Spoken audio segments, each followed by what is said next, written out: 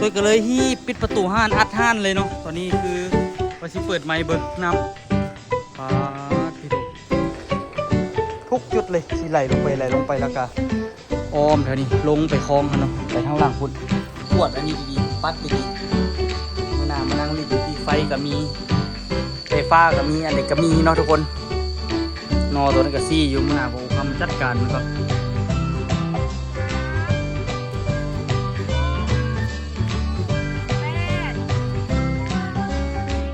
สบายดีทุกคนสบายดีตอนแรงนะทุกคนเนาะเมื่อกี้นี่อยู่ๆก็มีฝนกระนำอย่างหนักทุกคนเบิ้งห้านเฮาเปียกบ้าดเนาะถ้ามีตัวบ่ได้เอาประตูลงเนาะตอนบ่ได้เอาประตูลงนี่ตัวกะซิวๆเนาะหันหลังไปเบิ้งฝนอยู่ข้างหลังคนเนาะประมาณ30 วินี่แหละทุกคนเลี้ยวกลับมายามข้างหน้าป้าทุกเครื่องข้างหน้าเปียกบัดเบิ้งเปียกหมดเลยตัวก็เลยฮีบปิดประตูห้านอัดห้านเลยเนาะตอนนี้คือว่าสิเปิดไมค์เบิ้งน้ำป้าที่ดูคือเต็มถนนเลยเนาะฟ้าแจ้งแล้วทุกคนเมื่อกี้นี่ยังแบบว่าเต็มอัญญะอยู่เนาะเมื่อนี้น้ำลดเลยน้ำกำลังมวลน้ำใหญ่กำลังมาอุ้ยล้นไวขนาดเนาะเมื่อกี้นี่ค้านตัวนี้ยังโบล้นทุกคนเห็นบ่น้ำมันนะน้ำค้านตัวนี้ยังโบทันล้นเมื่อกี้นี่ตัวนี้ยังโบทันล้นตัวนี้คือท่วมไปแล้วเนาะน้ำกำลังมาอย่างใหญ่ทุกคนเนาะเพราะว่ามันมาประมาณ5 นาที50 นาทีนี่แหละทุกคนฝนนี่เมืองน้ำกำลังไหลลงลิดๆเนาะเดี๋ยวตัวสิพาลงไปเบิ่งเนาะนี่ฝนตกปุ๊บหรือมาปั๊บเนาะนี่แหละเนาะมันสิมาแบบกระนั้นหันแบบนี้เลยแหละแต่ว่ามันกะสิมานักจังหวะหนึ่งแล้วมันกะสิเศร้าเนาะทุกคนเห็นเริ่มแห้งขึ้นแล้วนี่ฟังเสียงน้ำเนาะน้ำเริ่มขึ้นเอาแล้วเพราะว่าฝนตกหากว่าเศร้านี่เนาะเนาะแล้วไหนมันสิมาแห้งกว่านี้อีกเพราะว่าเมื่อกี้ฝนตกหนักแห้งทุกคนเบิ่งจากฟ้าหลังฝนทุกคนเลยฟ้าห้องเคืองโอ้ยลาดยางพักคักเลยนี่ไปกรีดยางเนาะบ่ได้น้ำยางจักหน่อยเลยไปกรีดนะโชคดีที่เราไม่ได้กรีดมื้ออื่นตัวสิไปกรีดยางเนาะแต่ว่าสิเบิ่งดินฟ้าอากาศแหละทันตอนไหนก็คือเฝ้าไปตอนนั้นแหละเพราะว่ามันสิว่ามันบ่มีเวลาให้คิดแล้วเนาะยามฝนเนาะนี่ต้องเลือกกรีดแบบว่าเบิ่งฟ้าแจ้งๆแล้วก็ไปเนาะให้มันทันได้ยอดในขี้ไร่นี่ก็มีเวลาจัก3 ชั่วโมงเนาะเบิ่งจิดูเมื่อกี้นี่รถโบราณจักคันทุกคนเลยเบิ่งน้ำจะขึ้นถนนพี่น้ำทั้งหมดก็สิไหลลงไปในคลองนี่แล้วก็สิไหลไปหน้าเฮือนเขาเนาะน้ำทั้งหมดเลยทุกจุดเลยสิไหลลงไปแล้วก็อ้อมแถวนี้ลงไปคลองเขาเนาะไปทางล่างพุ่นเป็นคลองระบายน้ำซันซะมันก็สิพานประมาณแถวนี้แหละครับเบิ่งสิพาไปเบิ่งเนาะปากหอมปากน้ำคลอง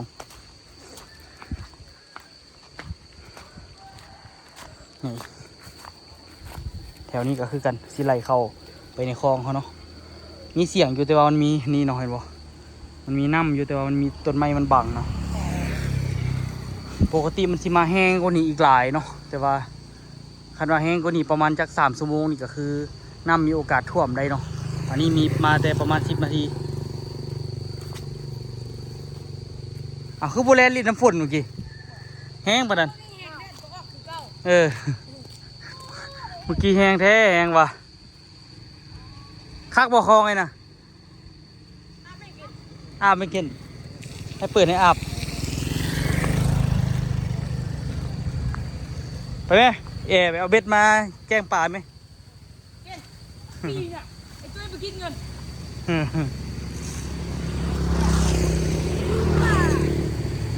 ครับคนตอนนี้คือคานตัวนั้นกับซีท่วมแล้วทุกคนเจอตัวซีพิไทยทุกคนเบิ่งน้ำมันท่วมไปละตอนนี้นี่คานตัวนั้นก็ได้เห็นบ่เวลาน้ำมันท่วมมันก็สิไปคือเก่าเนาะทุกคนอันนี้นี่ฟากนี่นี่บ่มีแต่น้ำห้วยแต่มันสิมีน้ำฝนที่จะตกจากหลังคาเอามาน้ำแล้วมันสิลงไปหันเนาะมันได้เต็มน้ำมูไวเนาะข้างนี้ไปขายเครื่องกันทุกคนไปเปิดห้านก่อนเนาะ เปียกหมดเลยทุกคนถึกฝนกระหน่ำเนาะแดดเปรี้ยงคือเก่าอ้าวซ้ำแล้ววะเธอน่ะเอาไว้หรอฝากน้ำลายอะไรเงินนี่นะห้านทองเปิดห้านบัดนี้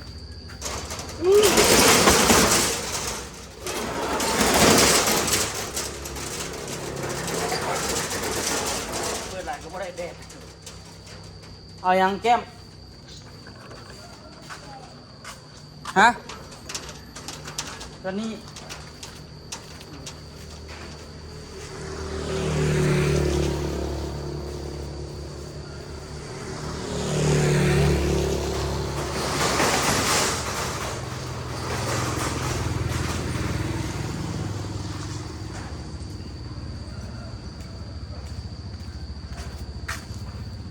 กิโลนะทุกคนฝน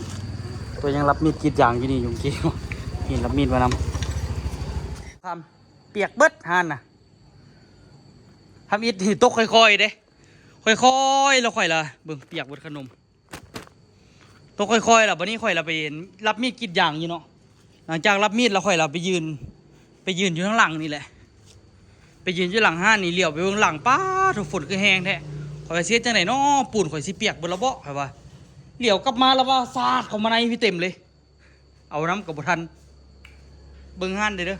ไปขายเครื่องมานึงไปลงไปเบิ่งพกปูนก่อนเบิ่งตอนนี้เมื่อกี้น้ำอยู่ระดับไหนทุกคนวะเบิ่งเห็นบ่น้ำฝนมันไหลมันเริ่มเซาะไปแต่ว่าต่อไปบ่ต้องยานแล้วเนาะเดี๋ยวเขาเสียดินมาถมแต่ตัวกระเทียดอย่างที่แบบว่ากันนี้แต่ว่ามันมีหญ้ามาปกแล้วก็เอาไข่เนาะมันแล้วก็มันเป็นแบบสั้นมักหินแบบนี้นี่เนาะกันไว้มันก็สิบ่เซาะไหลลงหิงเนาะน้ำฝนเบิ่งเมื่อกี้ยังอยู่ระดับไหนเมื่อกี้นี่โอ้มันลัดเข้ามาทางข้างพี่เลยตัวนั้นมันบ่ผ่านซ้ำแต่ว่าคันน้ำมันไหลมันก็ผ่านคือเก่าหั่นแหละอันนี้มันน้ำยังบ่ทันไหลปานใดเนาะเบิ่งเมื่อกี้ยังอยู่ระดับผ่านตัวนี้เนาะตอนนี้คือเต็มห้องนี้เริ่มไปห้องนี้ละไปห้องนี้แล้วก็เริ่มไปห้องนั้นแล้วก็ลวดเลยแบบนั้นเนาะพี่มันไหลออกข้างไปได้ก็มีพี่ลึกขนาดมันบุดออกมาพี่นะแต่ว่ากับว่าปัญหาทุกคนตอนหน้าเขาก็สิเอาดินมาถมเบิดเนาะหลังจากเอาดินมาถมเบิดแล้วก็คือสิเบิดปัญหาพวกนี้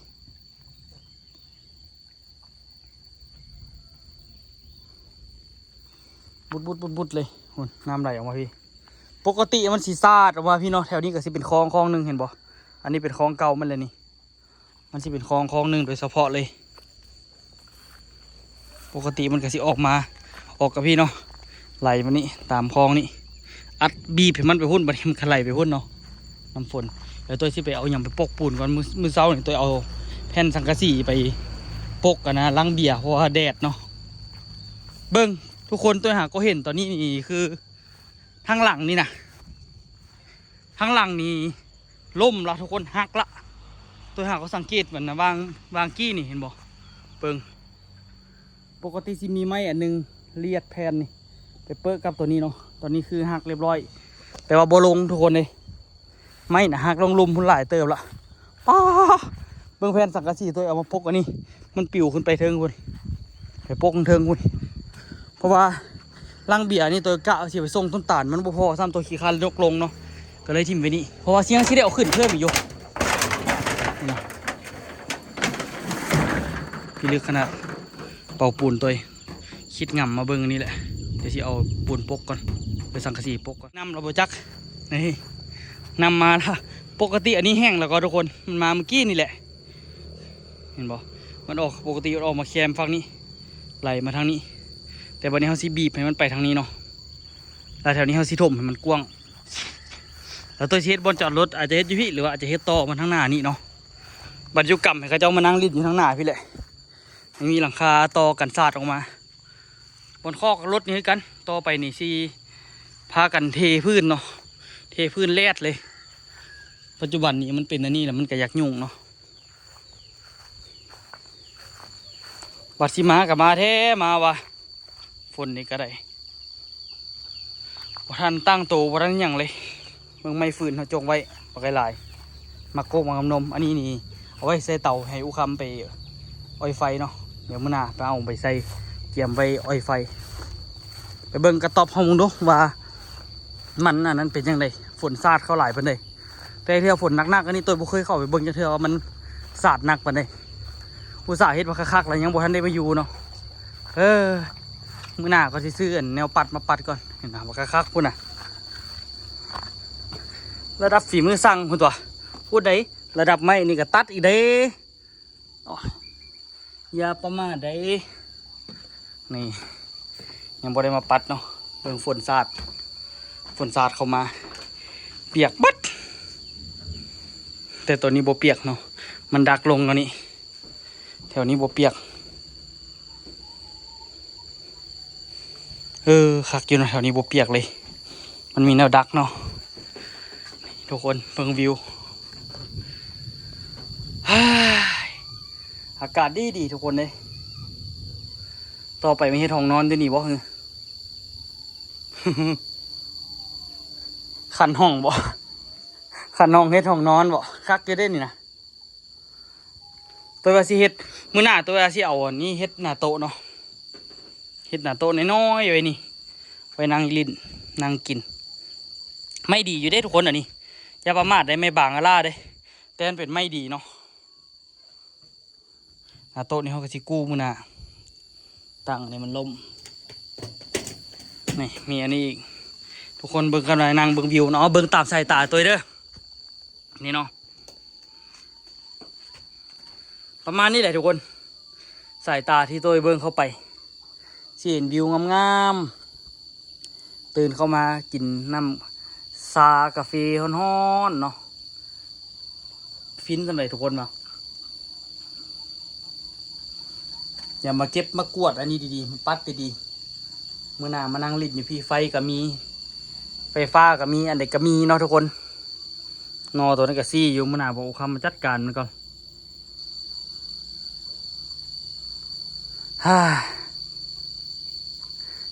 คักเดี๋ยวสิไปแวะเบิ่งต้นยางในหนึ่งก่อนเพราะว่าบ่ได้มาแวะเบิ่งดนแล้วเนาะแถวนั้นก็เคี้ยวออกเบิดเนาะปกติมีต้นไม้เมียงบ่ไกลายเคี้ยวออกเบิดละหลายเติบละมันก็ค่อนข้างว่ามีแห้งเนาะมันได้เคี้ยวออกละเฮาสามารถแบบว่าต้นยางเขาก็สามารถได้กินได้รับแสงแดดเต็มที่เบิ่งหญ้าหาก็ตัดเขียวลุ่มอีกละน่าจะอีกประมาณ2 อาทิตย์สิได้ตัดอีกแล้วนี่ให้มันยาวกว่านี้อีกนิดนึงก็เนาะสิตัดแล้วก็สิไป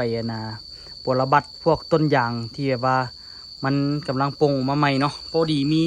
ต้นตายนำทุกคนเดี๋ยวพาไปเบิ่งต้นมันตายเนาะแล้วก็สิเอามาแซมใหม่แล้วก็ตัวนี้เขาก็เฮ็ดแป้นไปหลายเติบแล้วทุกคนเหลืออันนี้เนาะนี่แหละพุ่มไม้ตัวนี้ตัวสิตัดมื้อน่ะสิตัดมาเฮ็ดนะสั้นวางพวกโถดอกไม้อีหยังเนาะนี่บนจับบ่ต้องย่านตกแล้วบัดนี้เนาะบ่ต้องย่านตกข้างละบ่ต้องย่านเมาแล้วสิตกแล้วเนาะนี่คักบ่คักกะลีเนาะต้นตาลว่าสิพาตัวตั้งเสาอีกอันนึงพุ่นน่ะตัวว่าโอ้ยมันสิตั้งอีหยังได้ตาลเอ้ยต้นตาลยังบ่ได้มาเห็นเท่าได้นี่มะนาวกำลังปงมะนาวกับกำลังใหญ่หลายเติบแล้วได้ทุกคนอยู่ล่องซานน่ะบงอันนี้หลายแท้เลยวะอยู่ส่วนยางนะบ่เห็นเว้าเลยทุกคนเห็นบ่เห็นคนบ่อยู่ส่วนยางนะเต็มต้นเลยนะบงอันนี้นี่นะคันผู้ใดย่านบงนี่คือกรีดยางบ่ได้เนาะตัวกับบ่ได้ย่านมันดอกแต่ว่าจับมันก็บ่อยากจับเนาะเบิ่งมะนาวกำลังออกปีนี้กำลังออกอีหลีหลายต้นเติบอยู่เนาะหลายมากเติบอยู่ที่ว่านะหลายต้นเติบอยู่ที่ออกมากแล้วเนาะเพราะอย่างก็บ่อยากถือแล้วเนาะนี่หลักปักแต่ว่าพวกนี้สิได้ปลูกตาเขียวมื้อหน้าตัวสิมาตัดดีๆก่อนแล้วก็สิมาเบิ่งมื้ออื่นนี่แหละตัวสิเฮ็ดเนาะกับอันนี้2 กิ่งตัวสิเอาออกเนาะพอมันสูงเติบละมันเฮ็ดหยังบ่ได้เนาะอันนี้นี่เห็นบ่แป้นเห็นได้ก็แป้นเบิดเลยปกติมันสิห่มสิทึบเนาะตัวตัดไว้เลยเพราะว่าตอนหน้าเฮาสิมาได้มาเฮาสิมาปลูกยางมันจึงสะดวกกว่าซั่นซะ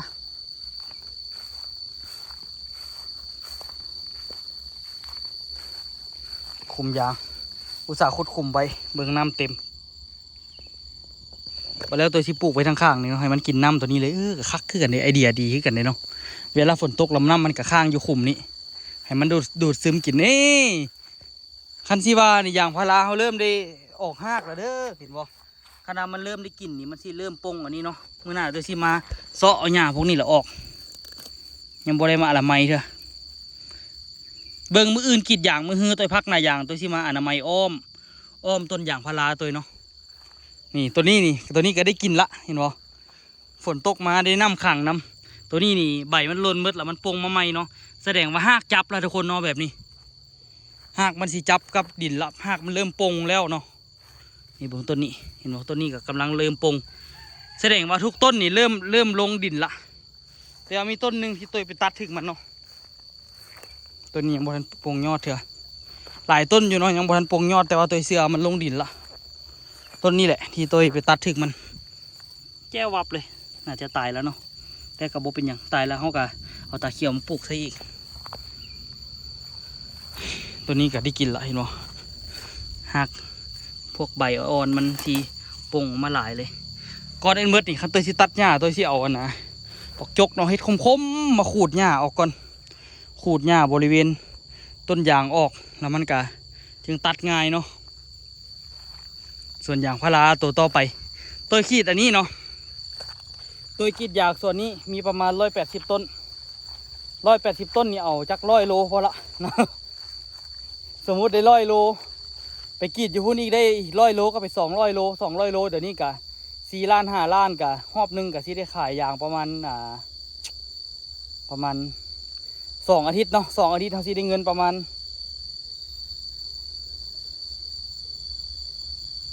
เท่าไหร่วะโอ้เกือบ10,000เด้อ8,000 9,000เนาะเดือนหนึ่งก็เกือบ20,000เอ้ยพอละทุกคนเลยแท้ได้หาเงินเนาะขายเครื่องอีกบวกกันอีกว่ากันไปอันนี้เห็นว่าอนาคตตอนนี้คือยังบ่ได้เธอยังเป็นเบี้ยอยู่เนาะ แต่ว่าตอนหน้าก็ยังบ่ฮู้ว่าอย่างพาราสิขึ้นหรือสิลงแต่ว่าคันมันสิลงกับต้นกับโป๊ะปะอะไรบ่กีดเนาะคันราคามันขี้ไล่เฮงขนาดยังขี้ไล่ต้องอยู่ประมาณตัวคิดว่าน่าจะอยู่ประมาณ20 บาทมันอาจจะพอดีพองามเนาะคันมันตกเฮงเลยตอนนี้ราคาอยู่ไทยตัวรู้สึกว่าราคากิโลละ35 บาทป่ะแต่ว่าอันน่ะเป็นเกษตรเป็นการเฮ็ดเกษตรที่ได้เงินดีได้เงินไวเนาะคันว่าฮอดยามนั่นได้คันฮอดยามมันได้กรีดได้คันฮอดยามมันบ่ได้กรีดนี่ก็โอ้ได้ดูแลมันพอตายคือกันเนาะใครแต่ว่าตัวแบบว่ามีไม่จันแบ่งให้จัก150 ต้นเนาะมันได้กรีดคักอยู่ม่วนอยู่เนาะนี่ดูต้นยางต้นนี้เริ่มใหญ่ละตัวไปเบิ่งเฉลี่ยละทุกต้นนี่มันตายอยู่ประมาณ4 ต้น 5 ต้นเบิ่งอันนี้นี่เห็นบอกเขาบ่ได้มาเบิ่งมันนี่มันเริ่มมีพวกนี่มาเกี่ยวมันแล้วมันก็สิให้มันต้นยางเขาบ่งามเนาะนี่เห็นเนาะการเจริญเติบโตมันก็สิซ่าเขาบ่ได้มาเบิ่งมันก็สิเป็นประมาณนี้แหละหน้าก่อนมาเฮ็ดดีเนาะเอาจกลับคมๆปะไว้โอ้ต้นนี้คิดว่าตายบ่ตายเนาะยังบ่ตายเด้อนี่มันลอยออกมาทางนี้เนาะเดี๋ยวมันนอนตอนนี้แต่ว่าตอนหน้านี้มันใหญ่ขึ้นมันหักซื่อทุกคนหญ้าก็เริ่มปงกันแล้วเห็นบ่เริ่มงามแล้วต่อไปก็สิยุ่งแล้วนี่คำว่าหญ้ามันปงหลายนี่ก็ได้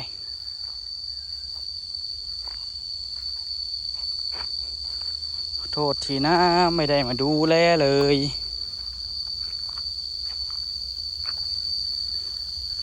มื้อหน้าตัวที่มาสอยต้นมะขามนี่น้ำเนาะสอยต้นนี้ซอ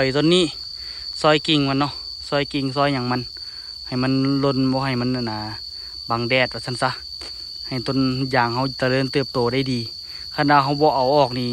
ตอนหน้ามันญาติสารอาหารแดมาบังโฮมเนี่ยต้นยางเขาบ่ใหญ่เนาะ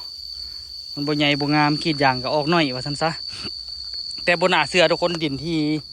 งามแล้วก็ไวนี่เป็นดินแบบนี้ทุกคนเห็นเนาะดินที่ต้อยขุดออกมาจากน้ำสร้างเนาะมาปกรู้สึกว่าต้นนี้อุดมสมบูรณ์นี่ขนาดอ้วนท้วนนี่ขนาดดินที่อยู่ใต้ดินเลยดินแบบนี้เบิ่งน้ำสร้างปะโถ เห็นเนาะเบิ่งน้ำสร้างตัวนี้มันบ่เป็นน้ำสร้างบ่เป็นน้ำต้อยขุดดอกมันเป็นน้ำฝนเนาะทุกคนอันนี้น้ำฝนที่มันตกลงมาแล้วมันก็อาจจะซึมได้แหละเนาะพอฝนตกแล้วก็ตัวนั้นเนาะเห็นบ่ระดับน้ำตัวนี้มันสิสูงกว่าน้ำคันสิว่าสิเทียบเนี่ยมันอยู่ในระดับเดียวกันกับน้ำสร้างของตัวเลยน้ำมันขังอยู่หุ่นแล้วมันก็สิบุดมันหาทางออกบ่ได้แล้วมันสิเริ่มออกบ่อตัวนี้เนาะตอนนี้คือน้ำสร้างก็ใช้งานได้สบายเนาะแถวนี้นี่คณะ ต่อไฟฟ้าสมมุติว่าเฮ็ดแปลงปลูกผักอย่างกันเฮ็ดได้สบายได้นี่แต่ว่าบ่เฮ็ดดอกเมื่อยเนาะหลายอันโพดบ่หลอนละสิตายละคันว่าเฮ็ดก็มีแต่ภาระทุกคนเนาะเลิศลู่คักอยู่ได้กินอยู่แต่เฮ็ดกินสมันก็กินบ่หลอนแล้วเนาะโลภมากโลภาหลายเบิ่งเห็นบ่มันเริ่มได้กินแล้วมันก็เริ่มปงยอดน้อยๆละเนาะเอาหิบใหญ่แล้วสิมื้อหน้าสิมากรีดอีกประมาณ6 ปีเนาะโอ้ยต้นยางนี่เฮาเกือบบ่เห็นเนาะอีกประมาณ6 ปีเฮาสิได้พ่อกันพักตัวนี้นะมันมักมาเกาะนะ6 ปีสิได้กรีดสู่เจ้าเปลี่ยนกันได้ยามนี้ดูแลสู่เจ้าให้เติบใหญ่มื้อหน้ามาต้องออกผลผลิตให้เฮาเปลี่ยนกันเนาะเปลี่ยนกันดูแลกันมีต้นตายต้นหนึ่งอยู่หันตัวคิดว่ามันอาจจะถึกแดดหนักโพดเนาะต้นนี้แหละแห้งละตาก็บ่เขียวแล้วเนาะคันว่าตัวนี้ยังเขียวอยู่นี่ก็มีโอกาสสิออกอีกได้แต่ว่าตัวนี้มันกระแดงละมันก็น่าจะตายเนาะตัวว่ามันถึกแดดเต็มโพดต้นนี้แต่หมูก็คือกันแหละมันหักอ่อนแอเองเนาะนี่เห็นบ่เริ่มได้กินสารอาหารได้กินอย่างเข้าไปละคักสูดเนาะต้นบางนาวอันนี้ถือกันนะอันนี้ลมทับเนาะอยู่เวลาก็เริ่มโป่งออกมาเองบาดอันนะบาดลมทับกิ่งหักแท้ๆมันกับบ่เห็นสิตายเนาะโฮแม่มันออกมาใหม่อีกแล้วดินี่นะจีจนปูหูซีจังไดละบางต้นนี้ก็ถือทับเพื่อกันแต่ต้นนี้นี่ก็โป่งออกมาไว้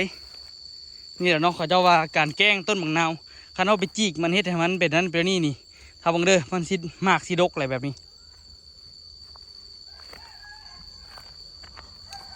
ไปมีอันนั้นเอิญละตอนนี้ยังเหลืออีกประมาณตัวที่เอาตาเขียวอีกน้ำสคูลอีกประมาณอีก90 ต้นเนาะ90ตาหรือว่า500 ตาพูดแหละที่เอามาปลูกนี่ไปเดี๋ยวไปเบิ่งน้ำกันทุกคนปลูกมาฮอดพี่แหละปลูกเบิดนี่เอาเต็มเลยเนาะฝนตกกระนำห้านหมักคือก็เกียมขึ้นสูงแล้ว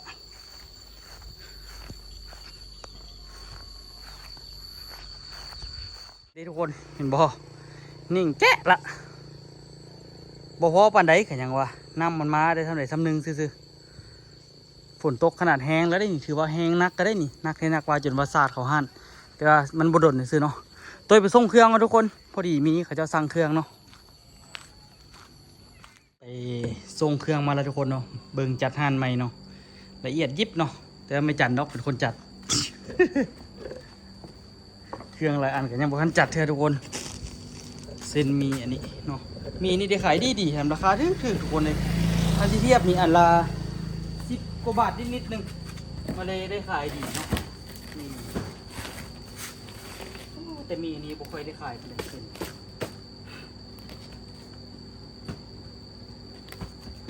มันต้องมีเหลืองนี่เนาะมีเหลืองได้ขายดีสุดทุกคนเลยมีใบไก่เพชรน่าจะเป็นมีที่แบบว่ามาจากประเทศจีนเนาะมันราคาดีแล้วมันก็รู้สึกว่ามันแซ่บแหละทุกคนมันราคาบ่แพงเนาะ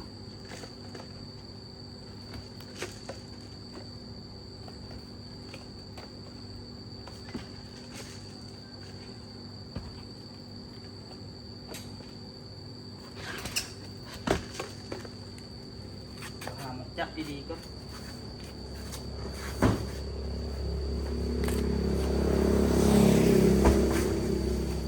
นอกจากได้จัดตัวนี้แล้วก็ส่วนหลายก็ได้เอาเครื่องเข้าตู้แช่นะมันสิเบิดไว้เลย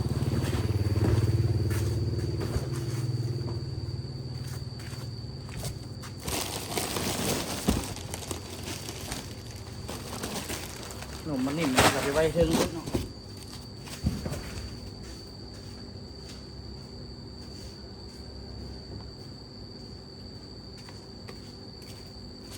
ขนมพวกนี้ก็ไปซ้ำ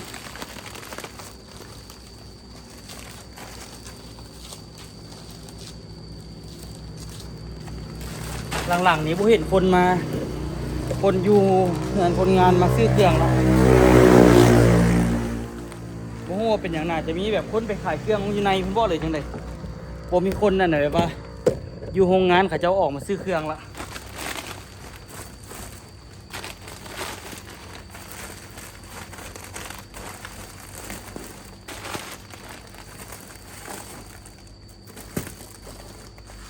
ห้านเฮากับคนทั่วไปคนแถวนี้แหละเขาเจ้ามาซื้อเนาะแต่น้องคนมุ่งเขาก็มาซื้อกันอยากอาบน้ำขนาดเดี๋ยวนี้เหม็นอุกเหม็นอุ่นทุกคนเลยกูค้ำกับพาเอาโต้ไปลิ้นพูดตื่นมาเราได้ไปลิ้นโลดเนาะส่วนเราก็เฝ้าร้านไปจัดไปพายุเขานักหน่วงเนาะค้ำเอาลูกมาละแม่คอยอาบน้ำไปนึงน่ะเหนียวต้นเหนียวโตดูมุดมัดแห้งละปัดเพิ่นละบุดหนึ่งเราบุมาจะเชื่อปัดให้เฮาสันมาเด้อแลนลิฟ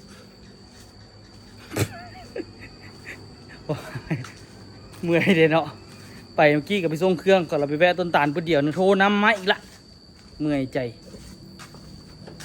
เหนื่อยใจจริงๆนะทุกคนเดี๋ยวนี้นี่หัวอาหารได้ขายดีทุกคนหัวอาหารนี่หัวอาหารไก่น้อยเนาะแต่ว่าเป็นหัวอาหารที่แบบว่าบริษัทจีนนะทุกคนมาตั้งนะบริษัทจีนเขาเจ้ามาตั้งล่ะ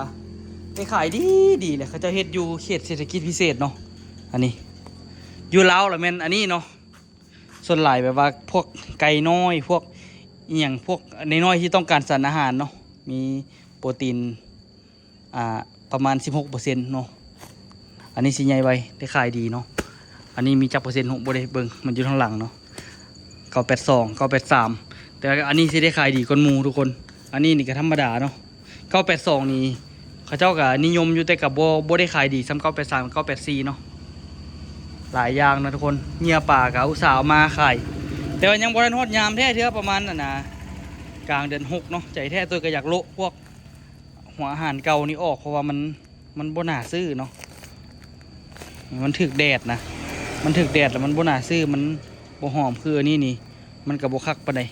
บางทีตัวสิโละออกเนาะบางทีตัวสิเอาไปเฮ็ดเงียซิดเองเนาะพวกนี้เพราะว่ามันเก่าแห้งละต้องได้เอาออกเนาะนี่เบิ่งหินรับมีดตัวรับเองคมแล้วก็ทุกคนเดี๋ยวนี้ผมเป็นธรรมดาเด้อตัวนี้เด้อโอ้หินพันเด้ความละเอียดมันนะมันธรรมดาเด้ออันนี้600กับเท่าไหร่พวกนี้มันบ่บอกหมดเนาะแต่ตัวรู้สึกว่าตัวเขียวนี่มันสิหยาบกว่าตัวนี้หยาบกว่าตัวขาว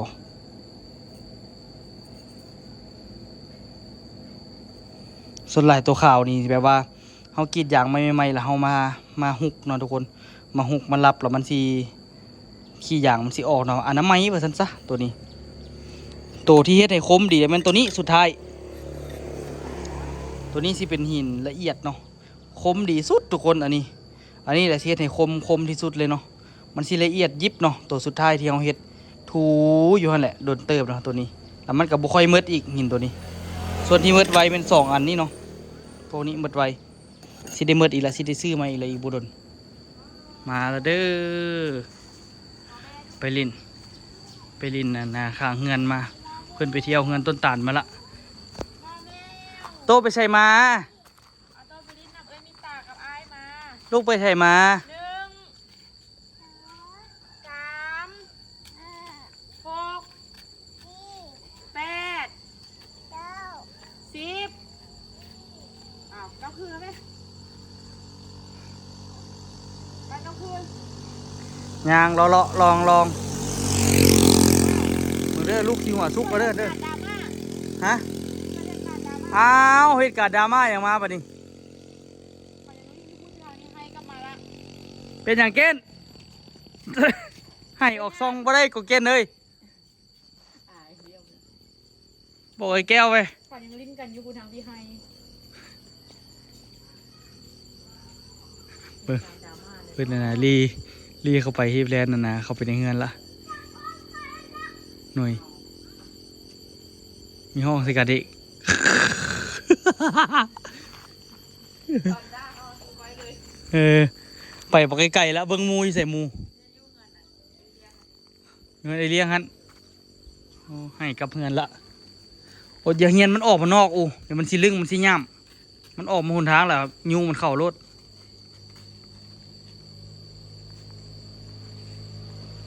โอ้อยากอาบน้ำคักขนาดเดี๋ยวสิไปอาบน้ำคักๆก่อนมุดมัดขนาดฮะหาก็อาบบางกี้นิดนึง บางทีเดี๋ยวอีกก็กินนมแล้วก็นอนแล้วบ่นี่ โพดโพกินข้าวละไปกินเฮือนเขามาละออโต้นี่สิใหญ่อยู่เฮือนเขาแล้วออโต้นี่เฮือนเขาเฮือนตัวเองบ่อยากกินเอานะทุกคนเนาะสำหรับคลิปนี้ไว้เจอกันคลิปหน้าทุกคนเนาะพายุถล่มหนักแต่ว่าตอนนี้นี่คือปิดละพุ่นเนาะเปียกเบิดเข้าบนเฮือนปลาดาวก็ได้แห้งได้แห้งว่าเอ้ยข่อยปินเหลี่ยวเบงฝนข้างหลังป้าคือแห้งแท้ข่อยว่า